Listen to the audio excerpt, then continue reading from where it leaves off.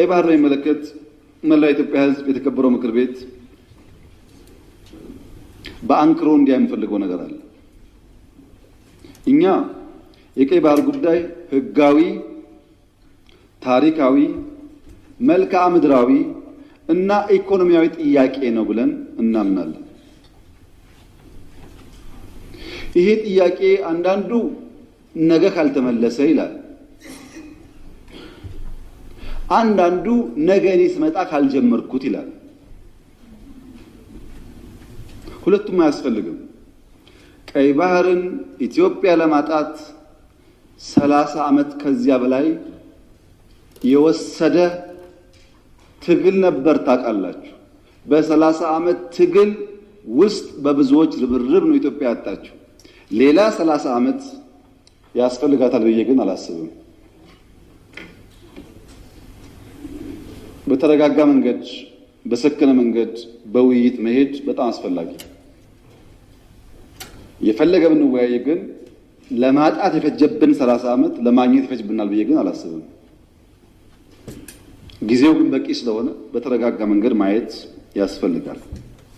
ምክር ቤት የኢትዮጵያ ሕዝብ እንዲያ የሚፈልገው ግን ጥያቄው ስናነሳ አንዳንዱ ሾርት ስለሆነ ሚሞሪው ዛሬን ብቻ ስለሚያስብ ትንሽ ዳራው ልስጣችሁ። መጀመሪያ ኢትዮጵያን የቀይ ባህር አክሰስ ያሳጣው ውሳኔ ማን ወሰነው? ካቢኔው ይሆናል ብለን የካቢኔውን ዶክመንት ብናገላብጥ የለም፣ ካቢኔው አያውቀውም። አይ የለም ምክር ቤት ይሆናል የወሰነው ብለን ብንወስን ምክር ቤቱም አልነበረ፣ ምክር ቤት አያውቀውም ውሳኔው። የለም የኢትዮጵያ ሕዝብ በሪፈረንደም ወስኖ እንዳይሆን እንዳይባል ነበርን እኛም ያኔ። የኢትዮጵያ ሕዝብ ያልወሰነው ተወካዮቹ ያላዩት ቢያንስ ከአስፈጻሚ ካቢኔ ያላየው ውሳኔ ማን ወሰነው? ማጣትን የሚያክል ነገር ያጣንበት መንገድ ህጋዊነት ችግር እንዳለው ማሳያው ተቋሞች አልገቡበትም። ካቢኔው አያውቀውም። አንድ ገጽ ወረቀት ማግኘት አልቻልንም። እንዴት እንዳጣ ነው የሚያስረዳ እና ህዝብ የማያውቀው፣ ፓርላማ የማያውቀው፣ ካቢኔ የማያውቀው የኢትዮጵያን የባህር አክሰስ ውሳኔ የሚያሳጣ ነገር የወሰነው ማን ነው የሚል ጥያቄ ማንሳት እንዴት ስህተት ሊሆን ይችላል? ካለ ይነገረን። ከሌለ ግን ይሄ ጉዳይ ይሄን አንስቶ እንደ መድፋት አይደለም፣ የህልውና ጉዳይ ነው። ማን ወሰነው? ይሄ ነው ጥያቄው። እዚህ ጋር ሁለት ችግሮች አሉ። አንደኛው የተዛባ ትርክት ውጤት ነው። የሚገባንን መጠየቅ ነውር አድርጎ የሚያስብ የሚገባንን ማንሳት ትክክል አይደለም ብሎ የሚያስብ እሳቤ፣ ይሄ ደግሞ የትርክቱ ውጤት ነው። ግን ለእናንተ ለማስታወስ እንዲሆናችሁ ከግጭቱ በኋላ በኢትዮጵያና ኤርትራ መካከል ሰላም ሲፈጠር መጀመሪያ እኔ ወደ አስመራ ተጉዤ በኋላ የኤርትራው ፕሬዝዳንት ወደ ኢትዮጵያ ሲመጡ የመጀመሪያው መድረክ ያደረግነው ሚሊኒየም አዳራሽ ነው። ብዙ ህዝብ አለበት።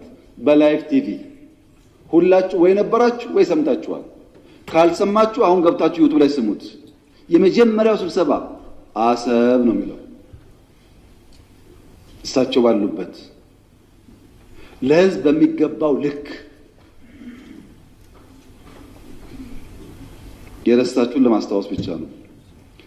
ኤርትራ ስመላለስ አስመራን ካየው በኋላ ከክቡር ፕሬዝዳንቱ ጋር አሰብ መሄድ ፈልጋለሁ ብዬ አሰብ ሄጄ ነበረ። አሰብ ባህሩ ጋር ቆመን ያወራነው ምንድን ነው? ስለ ፖርት ነው።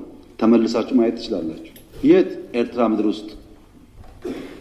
ሶስተኛ የመደመር ትውልድ መጽሐፍ ላይ በግልጽ ጂኦፖለቲክስን አስፍሬ የአሰብ ጉዳይ አስቀምጬ ለኤርትራ ባለስልጣናት በስጦታ ልኬላቸዋለሁ። ሚስጥር እኮ አይደል፣ ያውቁታል።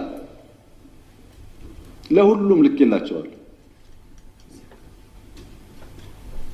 አራተኛ እናንተ የምታውቁት የዛሬ 6 ዓመት 5 ዓመት ባህር ኃይል አቋቁመናል እና ምን እዚህ ውስጥ ለነዋይ ነው ባህር አቋቁመ ነው።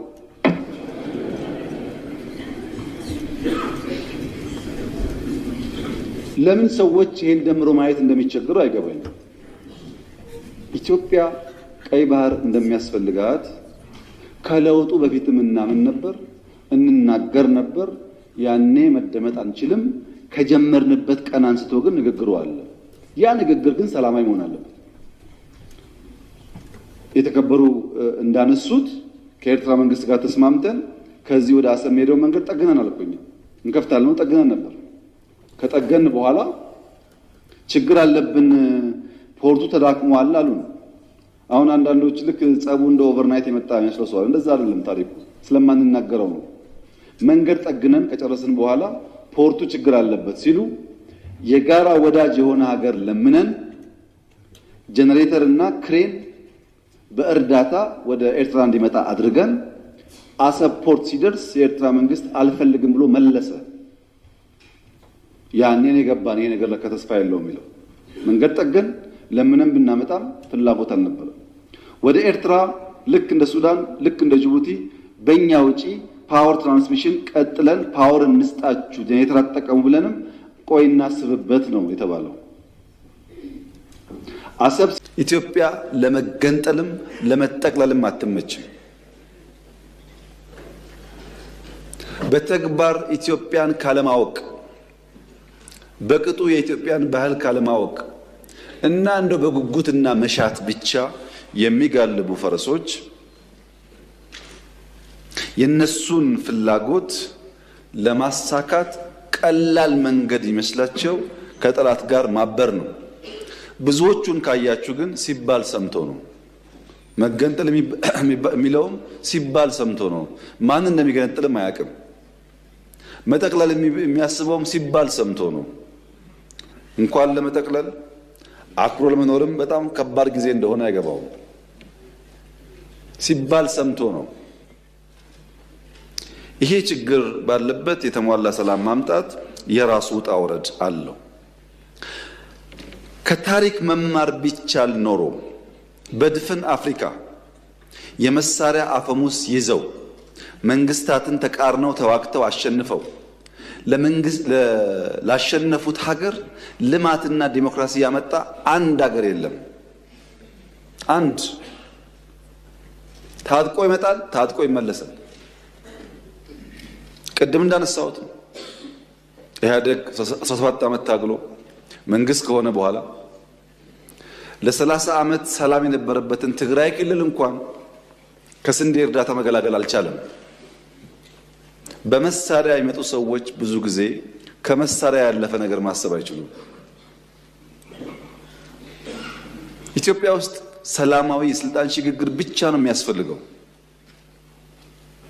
በሰላም ደግሞ መሄድ ትዕግስትና ጊዜ ይፈልጋል። ትዕግስትና ጊዜ ከሌለ አስቸጋሪ ነው። እኛ እንደ መንግስት ምን ተከተልን ያላችሁ እንደሆነ አንደኛ ችግር አለብኝ የሚል የትኛውም ኃይል ጋር መወያየት ነው። ለምሳሌ ሸኔ ጋር ተወያይተን ከፊል የሸኔ ኃይል በሰላም ገብቶ ስልጣን ላይ የሉ አልተወያየንም። ከትግራይ ወገኖች ጋር ተወያይተን ከፊሎቹ ገብተው ስልጣን ላይ የሉ። እኔና ጌታቸው ረዳን በጋራ የሚያይ ሰው አሁን ይሄን መንግስት አይወያዩም ብሎ ቢያስብ አይገርምም?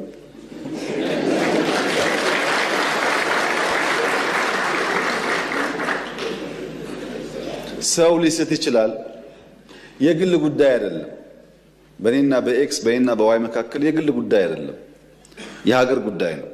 በሀገር ፍላጎት እስከተግባባን ድረስ የግሉን ቸል ማለት ያስፈልጋል ብለን ስለምናምን ነው እንጂ የለም እኮ እንደዚህ አይነት ባህል። አሁን እኛ የምናደርገው ባህል እኮ አናውቀውም። ካሸነፍክ ነው። መወያየት ያስፈልጋል።